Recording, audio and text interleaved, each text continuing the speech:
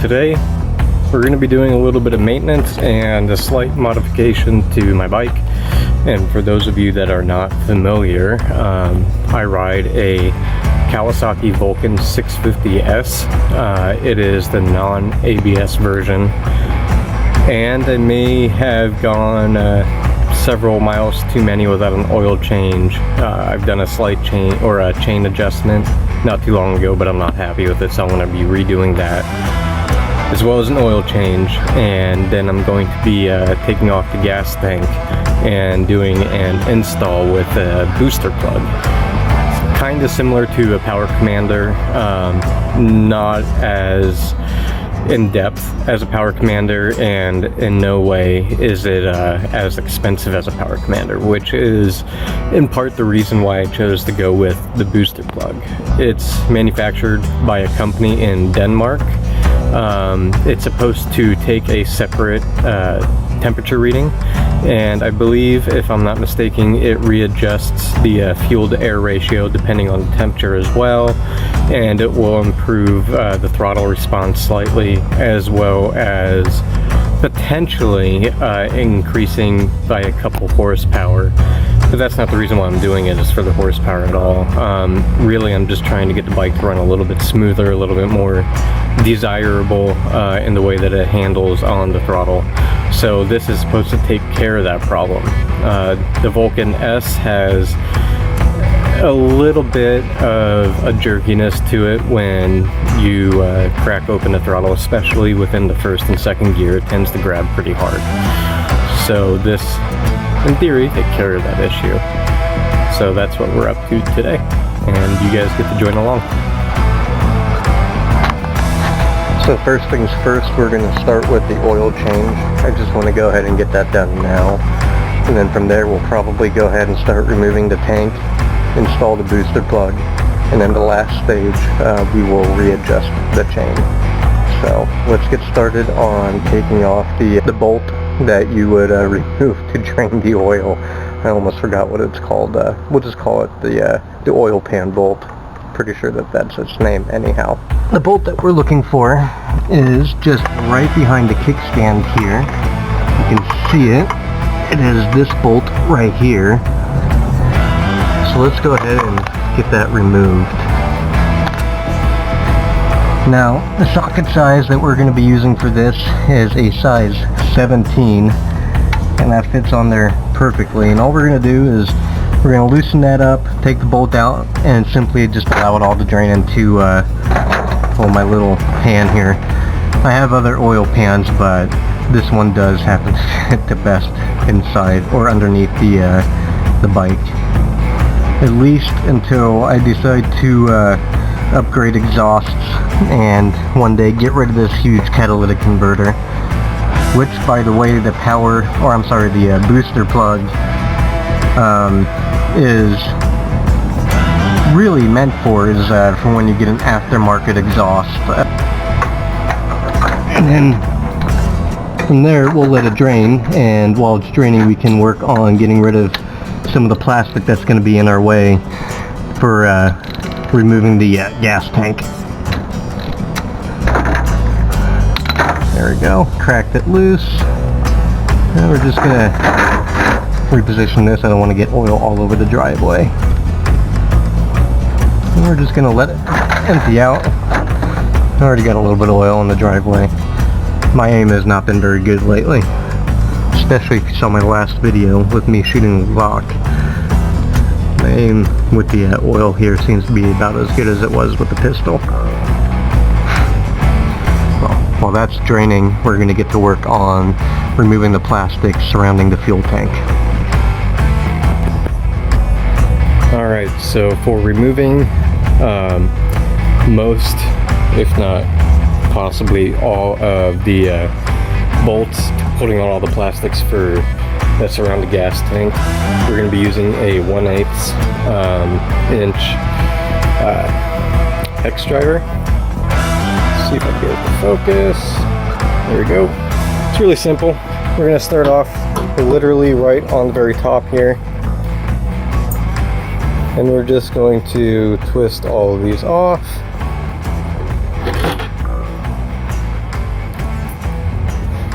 then I am putting them in a safe spot so that way I don't lose them, because obviously you're going to... Oh, look at that. I might be a little too big in this one, which is interesting because it should be exactly the same. I may have misinformed you guys on the first bolt.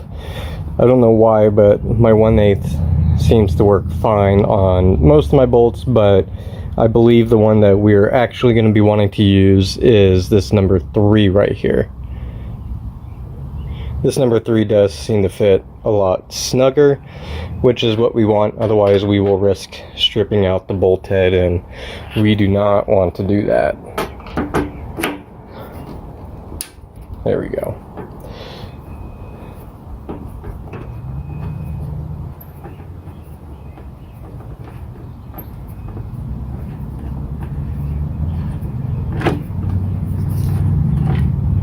So it's got 2 on top, and then it's got 1 on either side. And yes, I know my gas tank is dirty and smudged up, and that has to do with my tank bag that I purchased off of Amazon. So you get a tank bag off of Amazon, make sure that it has got good padding on the underside of your tank bag, otherwise you will risk scuffing it up, like right here. One of these days I will take care of that, because at some point this will become my wife's motorcycle, and I will be on hopefully my dream bike, the Triumph Speed Triple RS.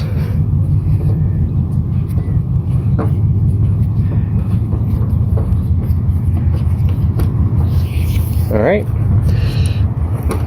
let's go ahead and finish this off by hand, and then we will move on to the other side. Oh, real quick, I just wanted to let you know that there is a difference in the length of these machined bolts. So the longer bolts are going to be the ones on the side of the top plastic cover, and the shorter bolts are going to be on the top of the top plastic cover. That is pretty important to remember, so definitely keep track of your bolts and your bolt placement.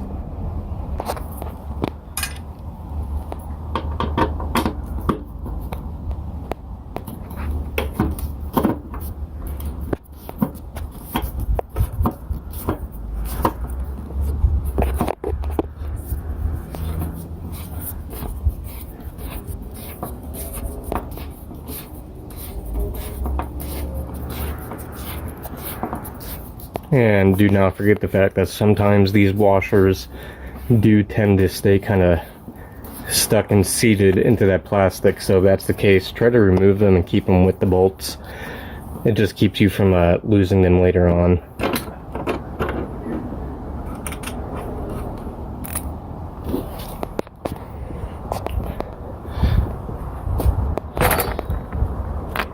There we go. 4 bolts total.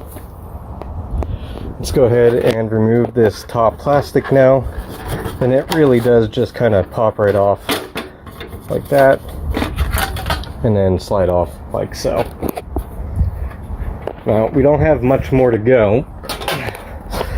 We have this side plastic, and then one on the other side. It is kept on by 1 bolt, and then from there, much like on the top here, how it's got these little holes, actually I'm sorry, these holes right here, it's got nubs that will fit into them, kind of like a pressure fitting. So we're going to go ahead and get this removed and do the same thing on the other side. And then from there we will have 3 bolts that we need to remove from the gas tank. It's not a necessity, but it does make your job easier if your gas tank is nearly or all the way empty, so keep that in mind. Just makes it easier to maneuver around. I don't take my gas tank all the way off. I kind of have it resting on a chair that I adjust to the appropriate height, and I do that just simply because I don't need the gas tank all the way off the bike. I just need it kind of moved out of the way for me to do some work with the booster plug, and where it will be connecting to right on top of the air filter box. So for these bolts, This is going to be a size 10 socket. You get this to focus. There we go. Hope I have this thing in the right direction.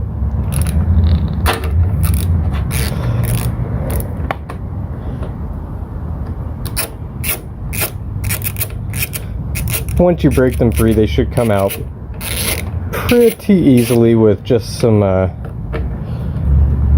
good old-fashioned twisting with your fingers. Yes, when I hold this, I do tend to cover because I don't want to risk it smacking against my tank, which is already pretty scuffed up. Do not need to make it worse.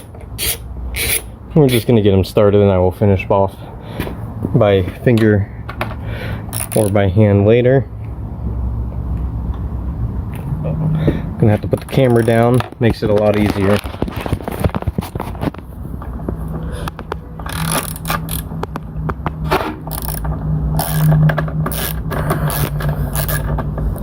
There we go. Set that down. Start off by removing the bottom one. I don't believe that it matters what order you really go in my opinion. I just like starting with the bottom in terms of totally extracting the bolt first. Just my preference.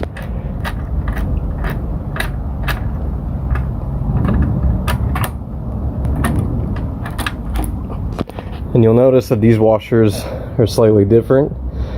They have a sleeve that actually inserts into the rubber grommet at the end of the tank, so you won't have to worry about mixing those up with well, with your other bolts, because see, these do not have that.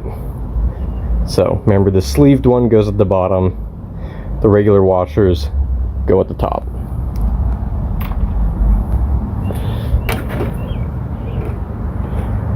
But if you guys remember, we were letting that oil drain. The oil is now done draining, so what we're gonna do is, well, we're gonna take off the oil filter, which sits just right there. If you can see it, it's to the right of the tailpipe. I'm sorry, the exhaust header. You know what I mean. And that will have some additional oil draining, so make sure that you, once again, readjust whatever pan or catch that you're using for your oil, your spent oil, because you don't want it on the driveway like I did. I already have some kitty litter out there, and some of that kitty litter ended up on my boot, which I scraped against my stator cover.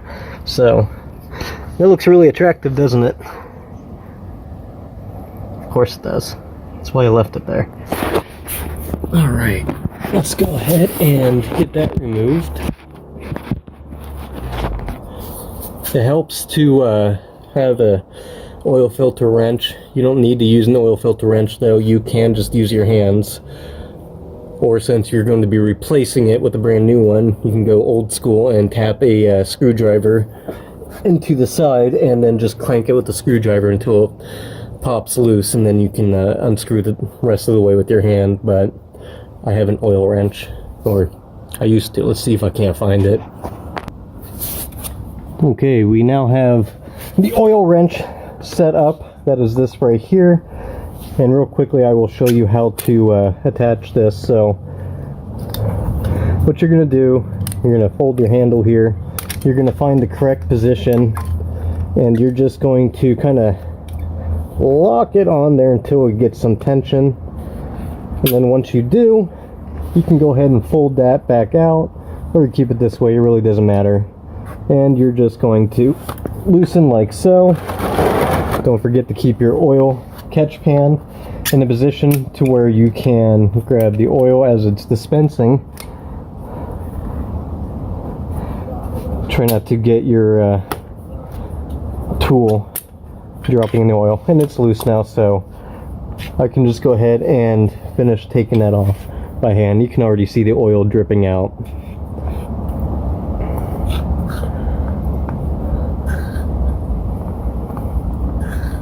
And to be honest, you do not want to use the oil wrench, the oil filter wrench, to put these on. It's not needed.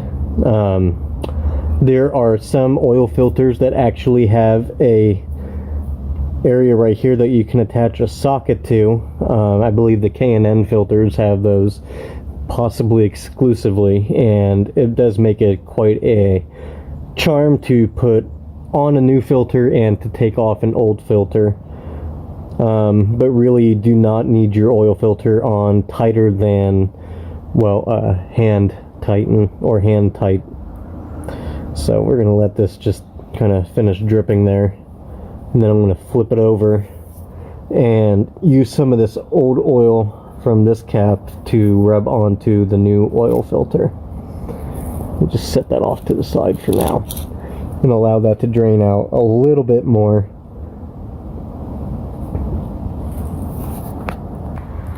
Okay, well, we're at the stage now where we're going to be setting the gas tank off to the side. I have a cushioned office chair. You could use really whatever you want. It's just something that I use. It works for me. Everybody's different. I have other options. I have utility cart, but currently it's holding on a center console from the truck that I'm working on. You can see it in the background there right before my backdrop archery target. And yes, my garage is currently a disaster. At some point this is going to become my new studio, and we will be doing a lot of work in here, including aero manufacturing and cutting over here. We'll have all of our auto stuff over here, and then that one little empty space, and there's where the bike currently sits when it is on the charger. So yeah, that'll be a fun video. You guys get to watch me clean the garage, and well, we'll do a time lapse on that. That way I don't force anybody to sit through the most boring video potentially ever created by myself.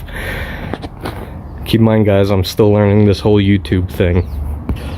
Alright, well, let's get to the booster plug and do a unboxing, if you will. Like I said, this booster plug comes from a company in Denmark. Great people.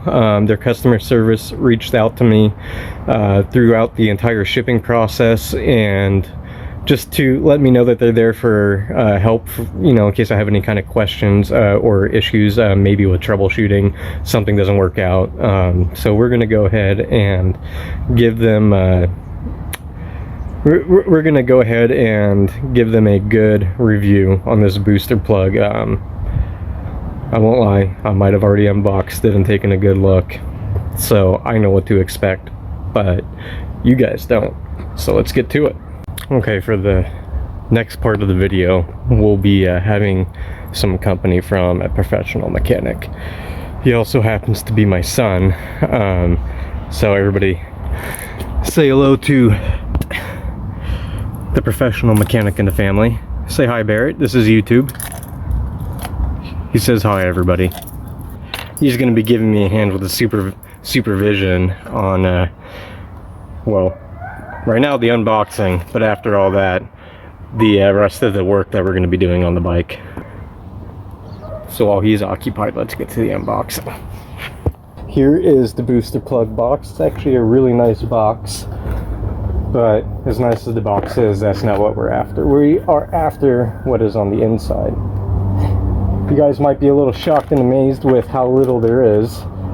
This gizmo right here is all that we are going to be required to install. It's got a couple plug-in connectors here, and then it's got a thermometer that you're going to, or rather we are going to be installing as close to the front of the bike as possible. I would like to put it before the radiator, or rather after the radiator, but as far away from any engine heat as we can get it. And it's just so that way it can take its own individual temperature reading without it really picking up the heat of the motor. And that's important, so that way it gets the correct reading, so that way it can tell the computer inside of this box right here what temperature the bike is running at, so that way it correctly adjusts the fuel to air ratio. So we'll get to installing that here in a minute. This is what it looks like. We'll go ahead and take it out of the package. It's nicely wrapped up. It's got two connectors here.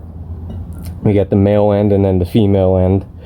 I know it might be hard to distinguish the two, but this one right here, it has leads on the inside. That would be considered the male, and this would be the female. It does come with instructions. The instructions are really self-explanatory.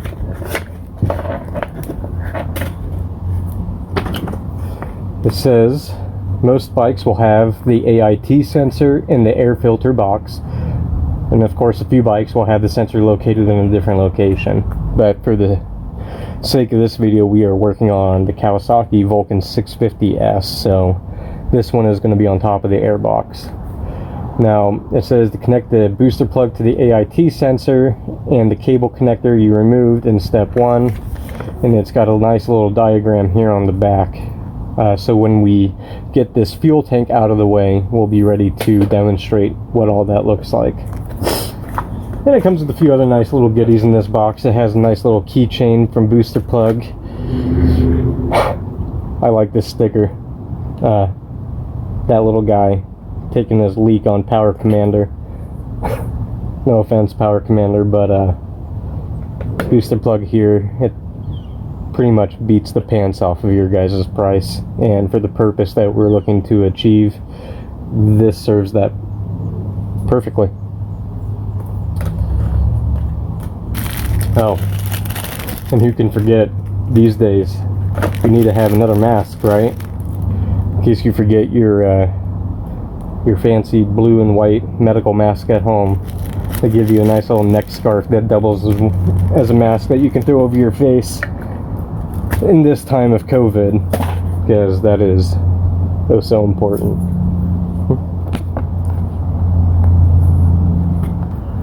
Alright, let's get this fuel tank removed as best as we can and get it out of the way. We're gonna, like I said, set it on top of this seat. Just a little office chair that I have. Nothing particularly fancy, but I'll tell you what, it does have some hoses underneath, and we're gonna want to be extremely careful with that, so that way we do not disconnect any of these hoses.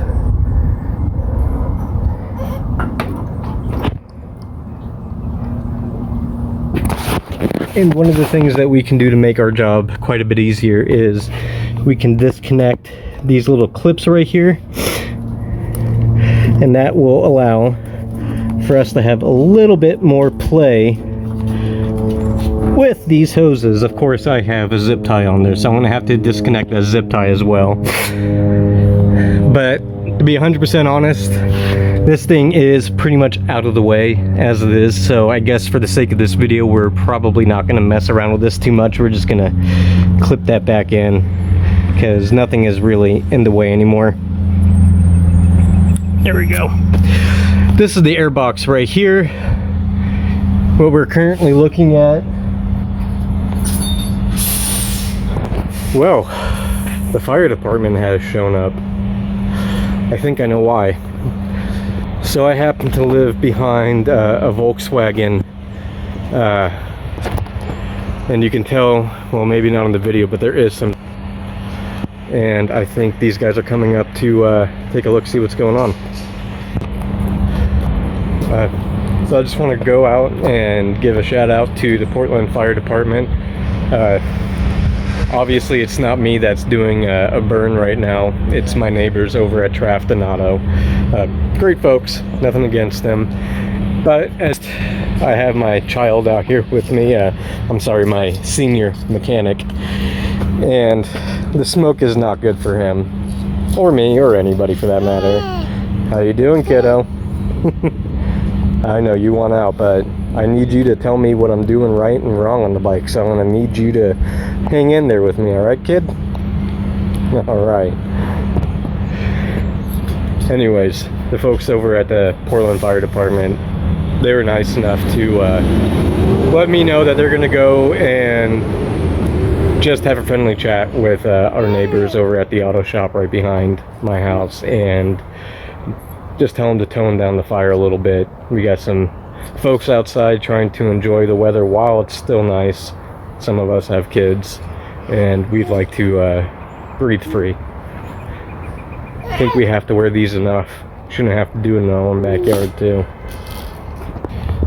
Alright, so now that we've got the fuel tank off and out of the way, the next thing we're going to have to do is remove this air box, because the connector we want is sitting underneath of these. So we're going to have a total of 3 screws that we're going to have to remove. You know what? I think I might be able to get away with just removing two screws for this bracket right here, which simply just holds these wires from, I guess, bowing out. So we'll start off with the removal of those, assuming, you know, I don't drop all of my bits and lose them like I just did that one. Alright, let's get these out of the way. Yeah, we could be using a power drill, by the way, and that would speed things up considerably. But it also increases the chance of stripping something out, and honestly, nothing on here is so tight that we need to use a power drill to unscrew anything or unbolt anything. Look at that, just pops right out, no problem. What is a problem though is I got some butterfingers and I keep dropping all of my bits, bolts, and screws. So maybe I should refrain from dropping anything else. Alright, this should simply just, yep, flops right up and out of the way. Now you guys will notice that I am going for the connector directly attached to the air box. We don't need to worry about popping this air box open and cleaning it, simply because I've already done it several weeks ago, so I'm not going to worry about disassembling this whole thing all over again. Now, I told you guys earlier on the booster plug, it's got 2 connectors, a male end and a female end. This is the end that the male end is going to be plugging into, and then if you look in there, that would technically be considered the male end plug-in for the air box, and that's where the female end of the booster plug is going to connect into.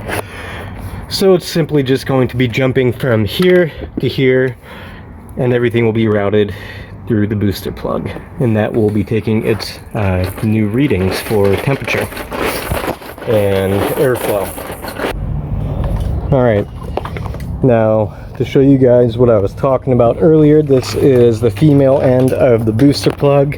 This is now going to get plugged into the male end of the air box.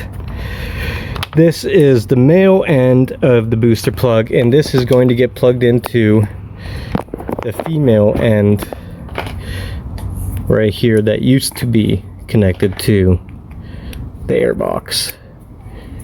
And ladies and gentlemen, it really is just that simple. There's not a lot to that. No, that will not be sitting there, because that will be interfering with our computer. So for this, it is going to end up getting draped, and it's just going to sit right down there. They have nice connections on the back end of these, so you do not have to worry about water getting in there. However, if you are super anal, you can put a dab of hot glue in there, and that will keep any potential water from spilling in. But honestly, this is all tucked and hidden away underneath the fuel tank here. You really don't need to worry about much of anything getting wet on top of the fuel box, or I'm sorry, on top of the air box here. So this part is just simply a routing job. What a lot of people like to do with their temperature sensor here is they will fish it through, and they can either go, sorry, let's get this strap out of the way. They can either go underneath right here, and it is advised that you put these things or that you secure this with a zip tie or something of the sort. You can have it sitting literally just right here, But for our case, I want to get this as far forward as possible. I'd like it to get a different reading than the ambient heat temperature that's getting put off by the motor.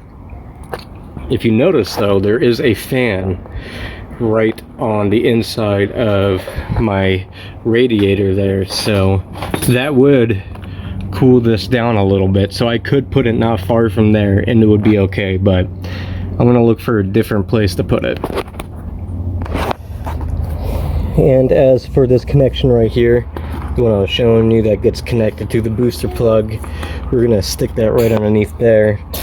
The computer gizmo for the booster plug is going to be sitting right there. I believe that will be plenty out of the way, should not interfere with anything. You know, another thing I can do is I can kind of peel this back just a little bit, and there we go.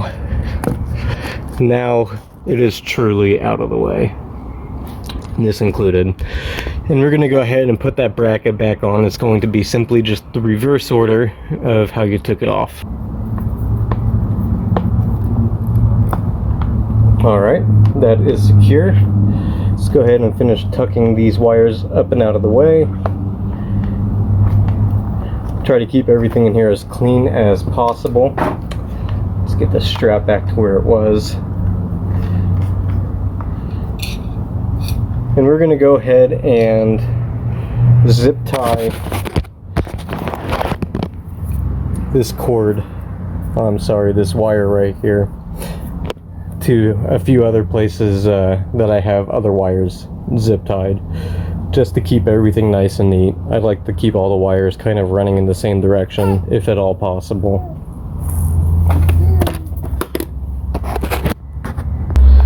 Alright, I have routed the heat sensor through the top of my frame here, or rather just underneath the top portion of my frame, and it now rests pretty close to the top of my radiator. You can take a look at that right there. Now what I'm going to do is utilize the portion of my crash bar just right here, and I'm going to zip tie the remaining bit as close to it as I can, so that way it's not sitting directly on top of the radiator. I'm sure it wouldn't be a problem, but I'd like to keep it as far away from any ambient heat that's running off the bike as much as possible. So let's go ahead and get that taken care of. It's not going to be easy. It's going to be a pretty tight squeeze, but I think I have literally just enough slack to possibly get that done. I might have to use a couple of zip ties to do that, but not a problem. We're going to just loop this around like so.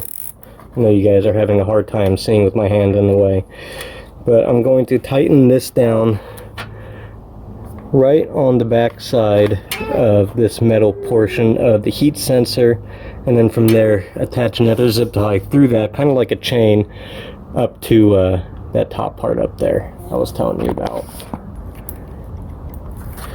There we go. Alright, I'll show you what it looks like. So you can see how I have one zip tie right here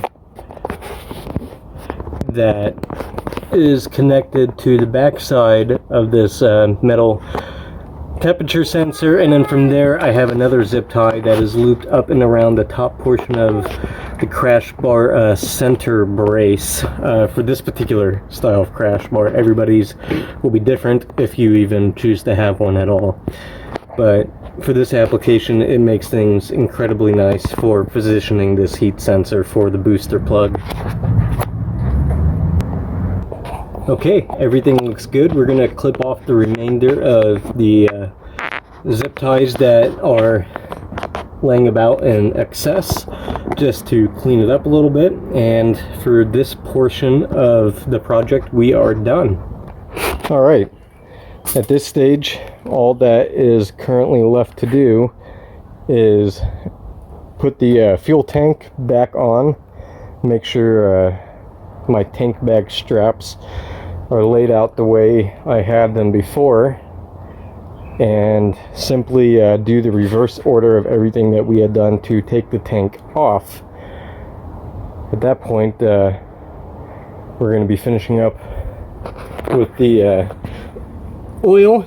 We're going to be putting the new filter on, and I actually happen to have a K&N filter there, the one I was mentioning before. It's got a, I believe, a 12 or 10 millimeter bolt head attached to, I think it's spot welded actually, to the top of the oil filter, and it makes it really simple for taking it on and off. And yes, that is the chief mechanic there arguing with me, so maybe we ought to deal with him first, make him happy.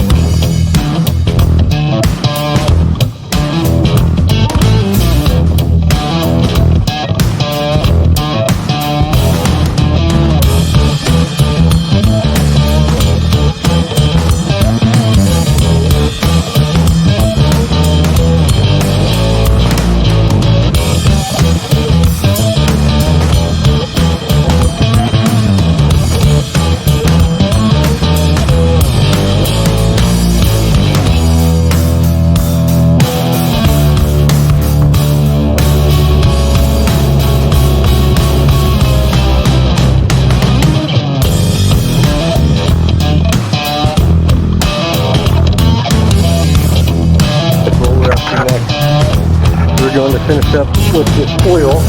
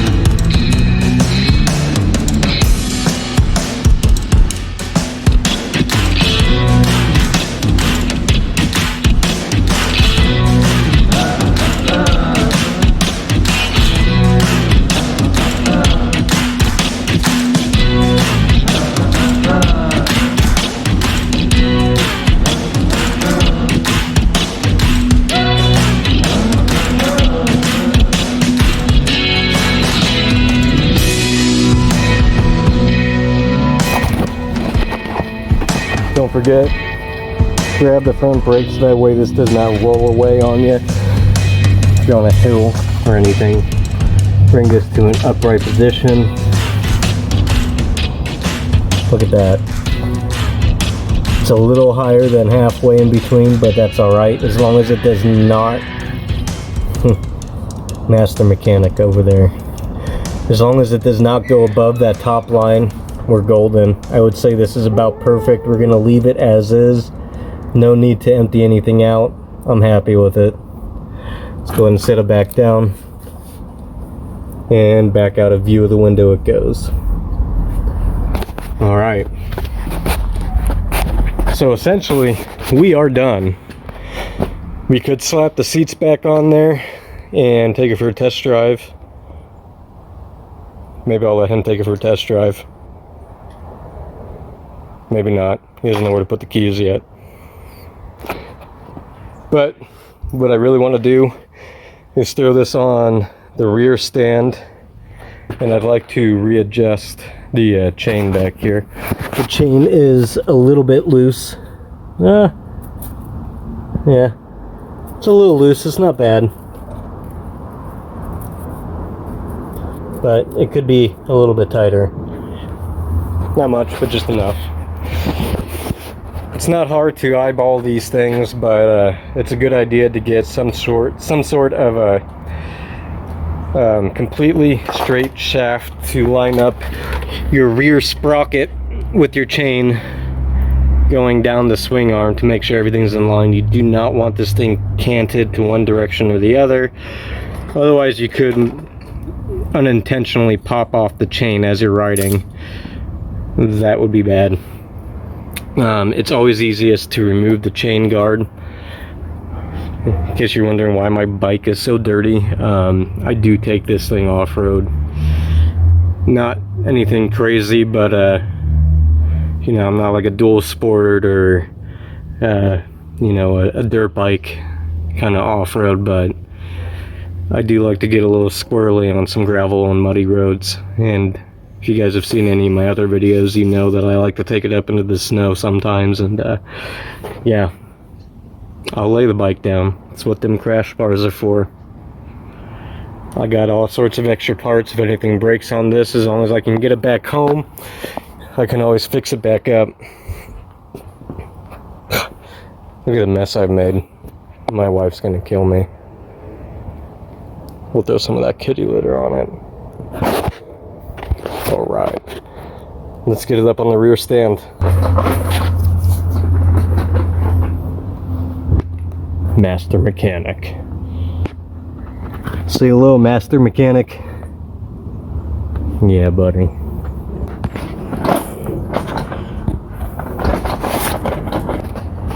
Okay, so continuing on with the Vulcan 650, we're going to go ahead and remove a screw here, and that's just the standard Phillips.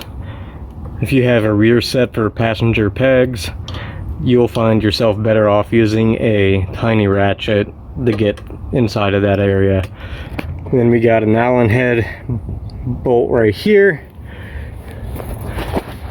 and then we got an Allen head bolt on this side right there, and then one more on the back of the swing arm, the top end of the swing arm.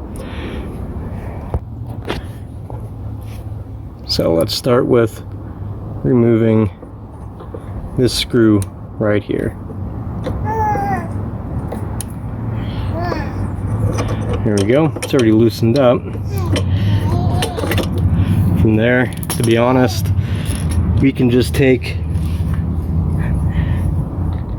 the Phillips head bit and we can just unscrew it. They're not, and they're very tight. They don't need to be. You know, you do not want to strip any of these out because they will be an absolute pain in your neck to get out later. Look at that, still dropping stuff. Can't help it. Now we got this side and the other side I showed you, as well as the one on top of the swing arm. Alright, so it's a 3/16 that we're going to be using to get this out. Real simple.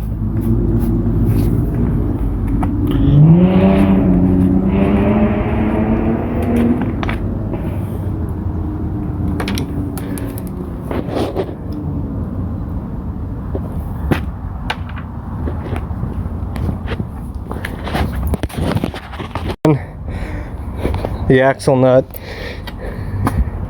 is going to be a size 22.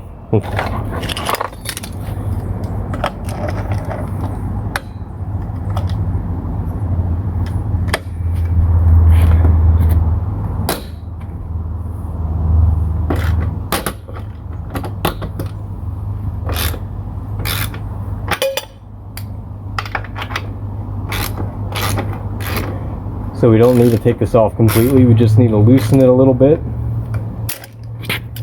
That way this is able to go forward and backward freely. Maybe asking yourself why this arrow shaft. This has a straightness tolerance of 0.001. So this is incredibly straight. Because it's carbon fiber, I don't have to worry about it bending and taking a new shape. So this would be perfect for using as a tool to line up my chain to make sure that everything is straight. We want the rear sprocket to be in line with the front sprocket. Otherwise, like I said earlier, the chain could inadvertently pop off probably the rear sprocket while rolling, and that would be pretty dangerous. The sizes that you're going to want for your rear tension bolt can be size 12. I like to start with this as close to the bottom of the swing arm as I could possibly get it while I loosen up this this rear locking nut. And I do that just simply so I can ensure that this does not move more than what I intend. It makes it easier for me to line everything up in the end.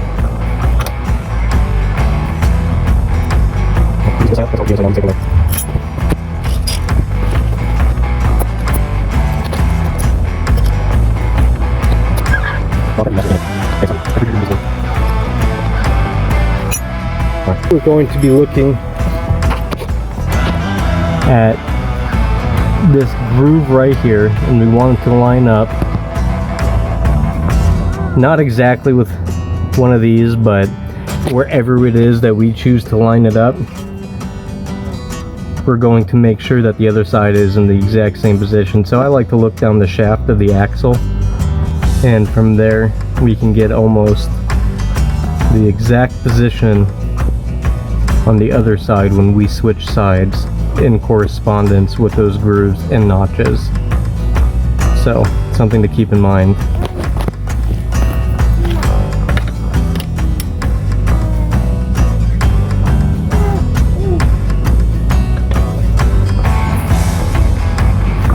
And we don't need to go very far.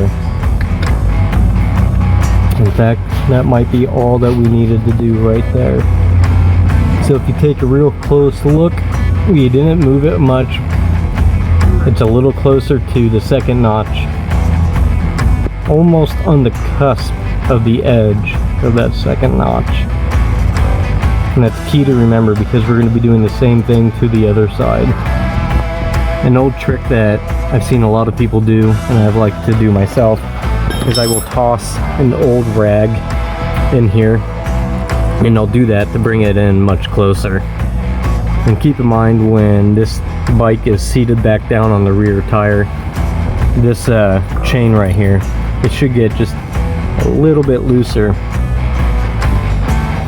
So that should be about perfect.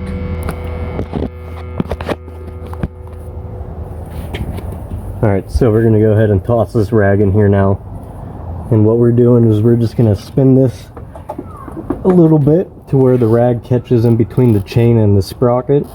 And what that does is it brings this block in nice and snug up against the bolt tensioner right here. And that keeps, well, really that just tightens everything up. And then you're going to back it off. You're going to take your rag out.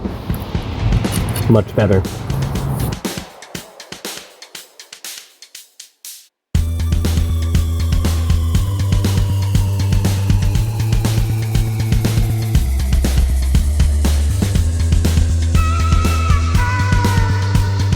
We're going to take a look at this arrow shaft.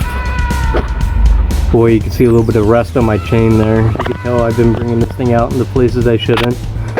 Pretty soon it's going to be time to replace this chain. I guess that'll make for another good video, won't it? Now if you guys can tell, that is pretty nuts on. It's nice and straight.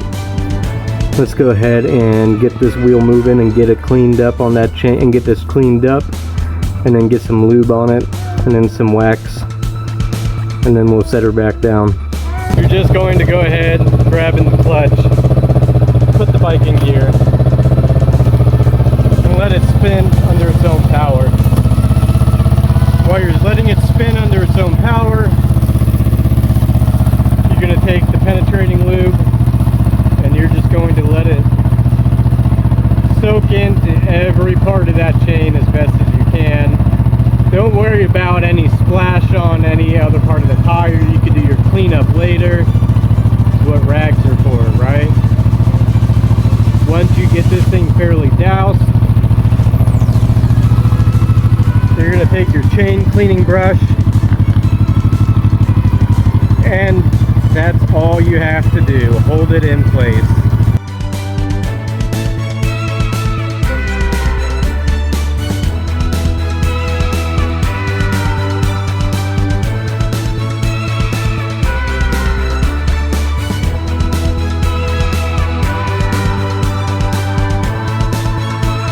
We're going to throw some more of this chain wax on here just to keep everything nice and protected. Want to keep this chain from getting any kind of, or really any more rust buildup than it's already gotten. The longer the life of the chain, the better off your bike and you will be.